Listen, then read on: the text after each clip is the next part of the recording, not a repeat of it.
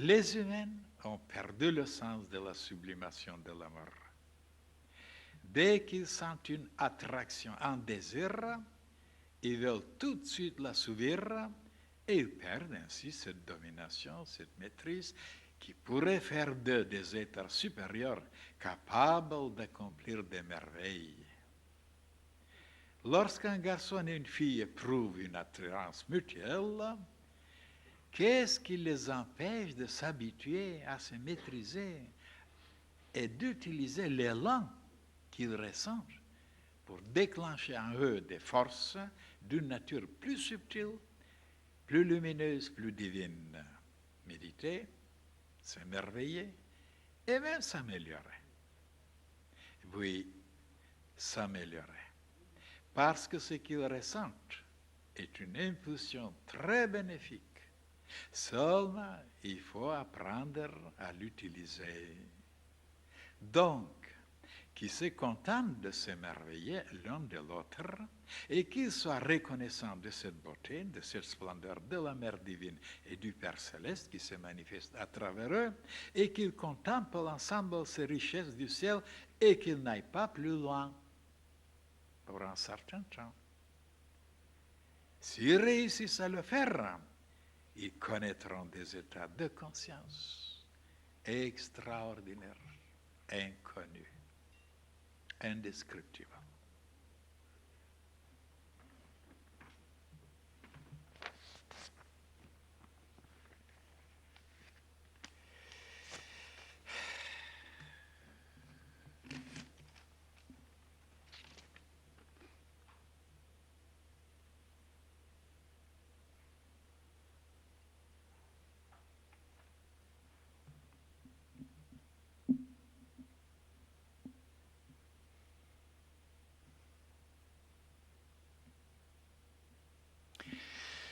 Voilà une page, mes chers frères et sœurs, dont j'ai déjà parlé à ce sujet et comment sublimer la force sexuelle. Et je vous ai expliqué comment on l'appelait au Tibet, aux Indes. On l'appelait Tantra Yoga.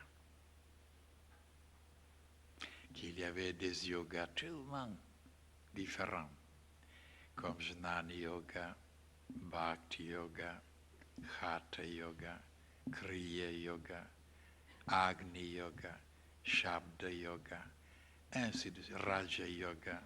Donc il y avait des yogas, mais alors une quantité pour les qualités, les facultés, les possibilités dont les personnes pouvaient disposer. Celui qui voulait se maîtriser, il choisissait Raja Yoga. Celui qui voulait développer l'amour, le dévouement, le désintéressement de travailler pour les autres, il prenait Bhakti Yoga. D'ailleurs, les chrétiens, ils se sont arrêtés seulement sur Bhakti Yoga, ça veut dire l'amour vers le Christ, ou vers le ciel, vers le Père céleste. Et voilà qu'il y avait Hatha Yoga aussi.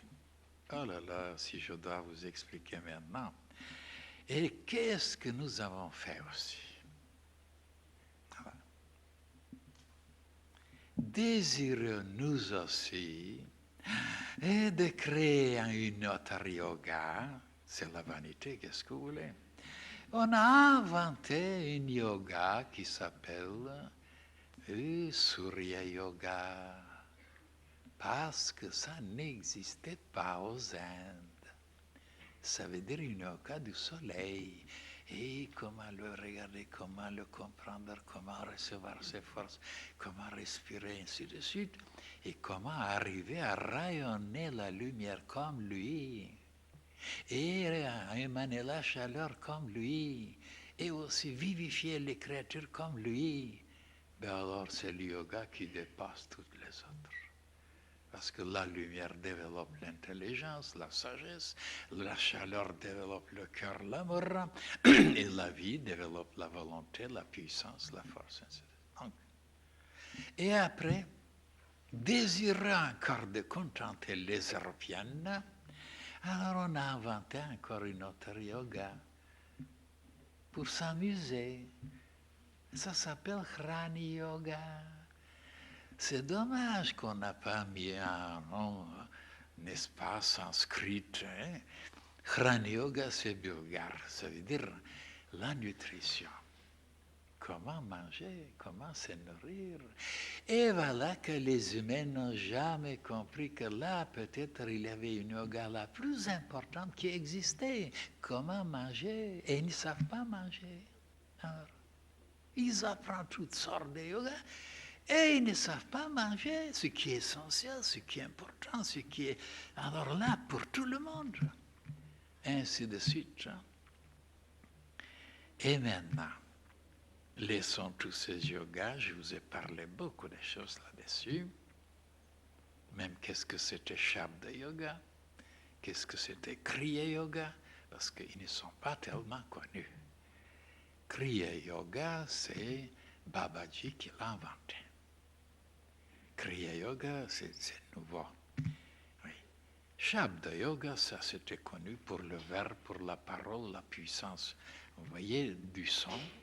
Mais Kriya Yoga, c'est Babaji que j'ai rencontré, comme vous savez, aux Indes.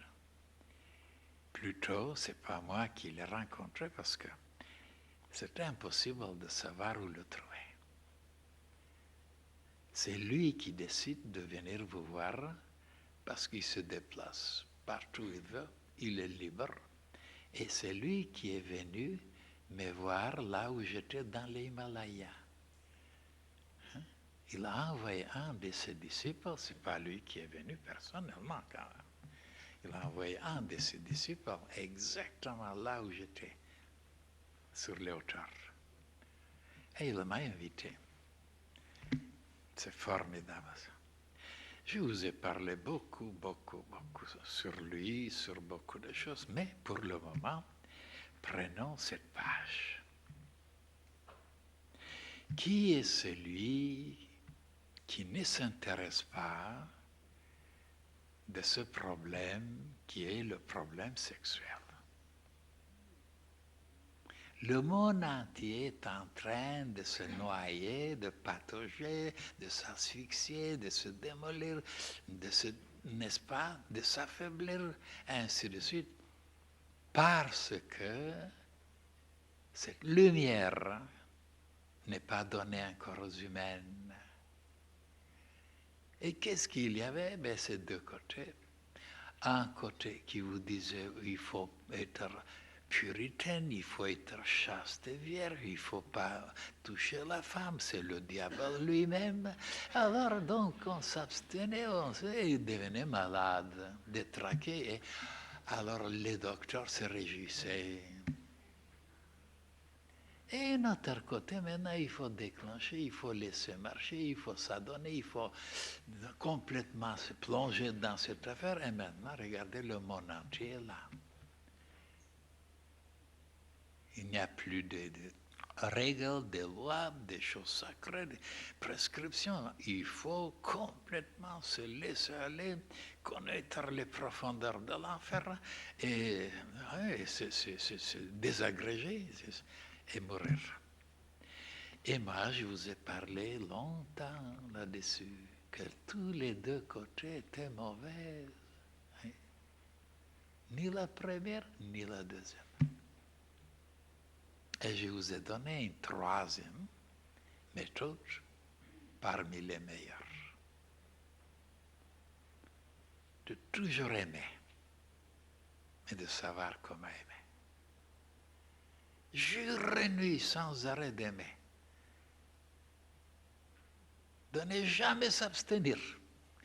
Oui, mais de savoir comment aimer, c'est-à-dire au lieu de diriger les énergies vers la poussière, vers le bas, et s'avachir, s'abrutir, devenir esclave et détruire la santé et tout, et de pouvoir les utiliser, ces forces énergies, et les envoyer vers le haut, vers le cerveau.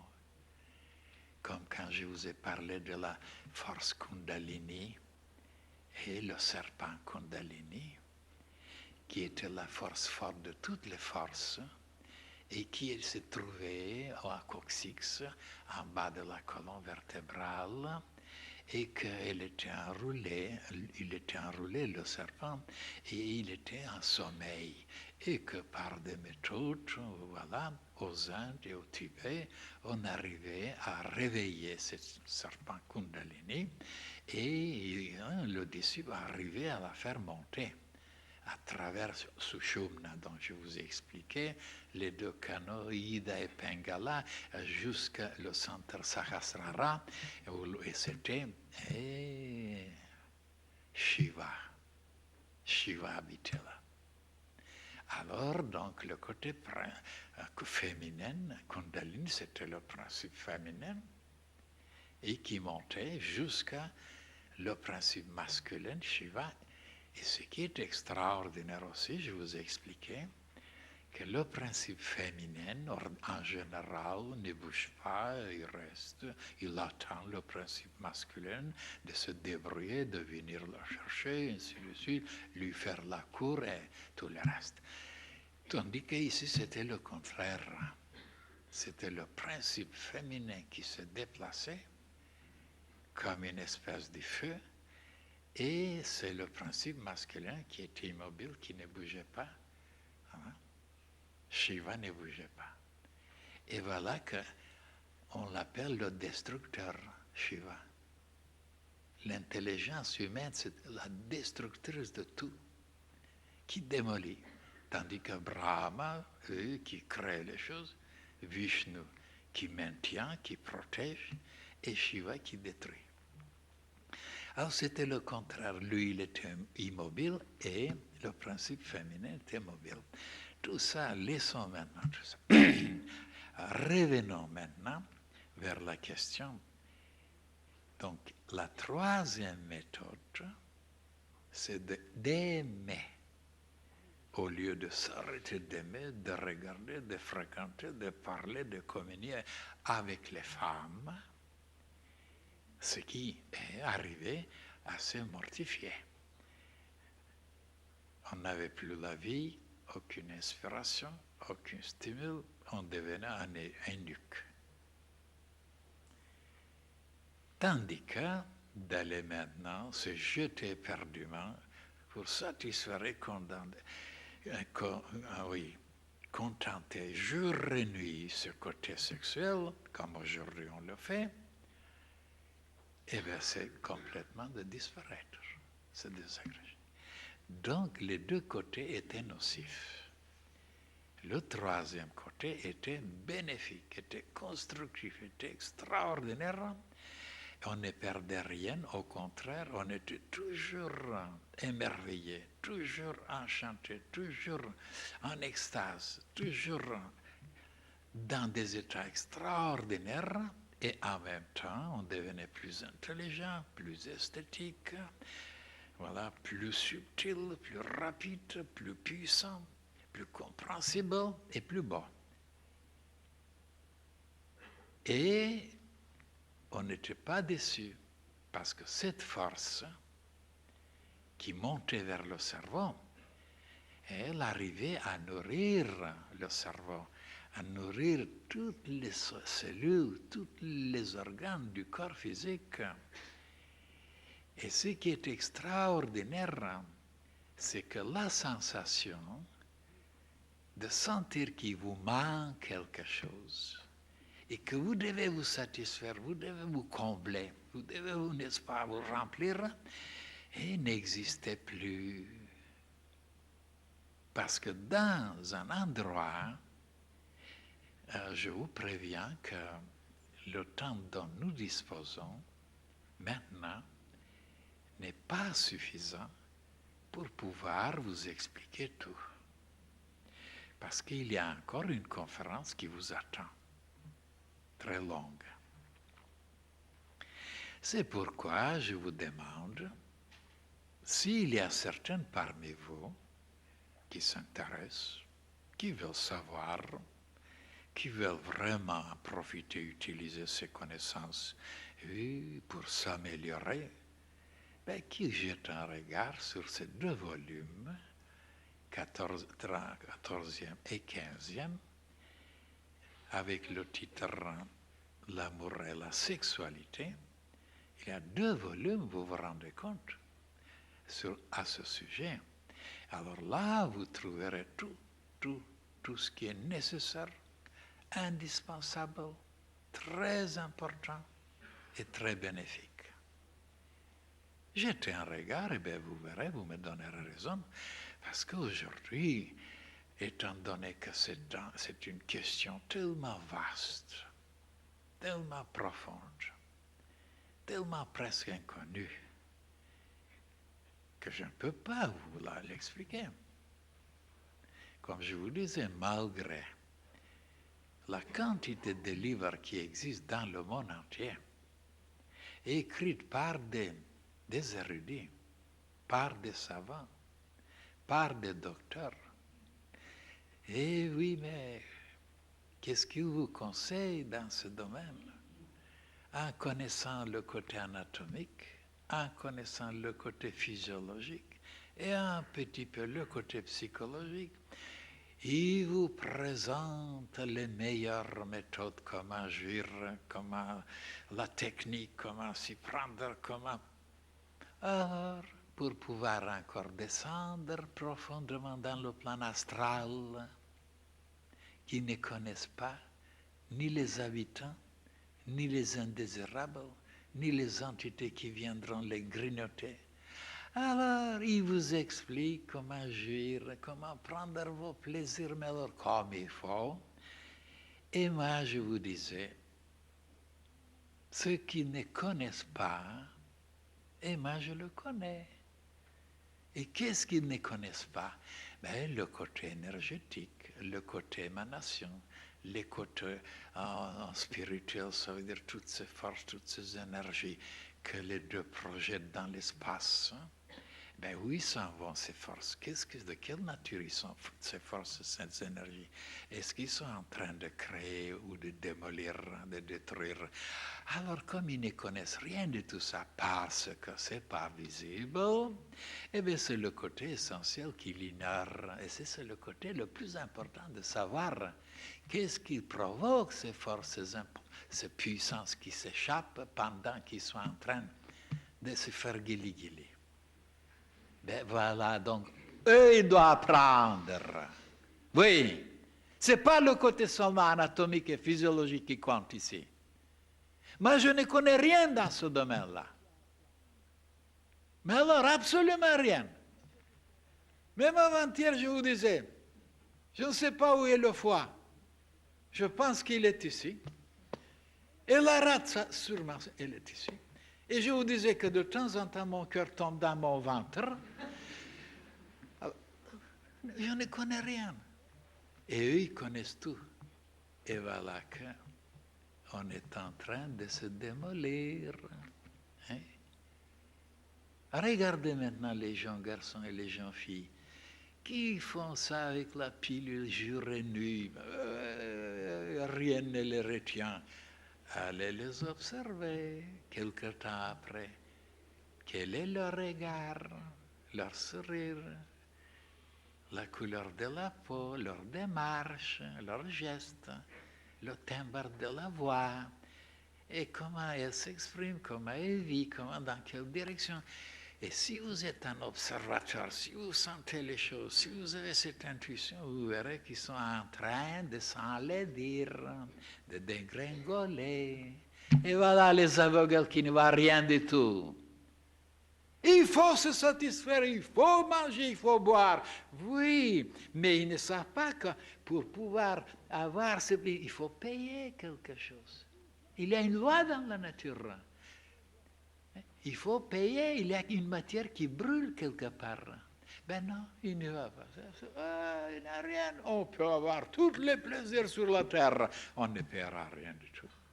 Regardez leur ignorance. Et s'ils étudiaient mieux, ils auraient compris que ça se paye. Et avec quoi ça se paye? Oh là là, avec les choses les plus subtiles qui existent dans l'être humain, les plus précieuses, les plus lumineuses, les plus belles.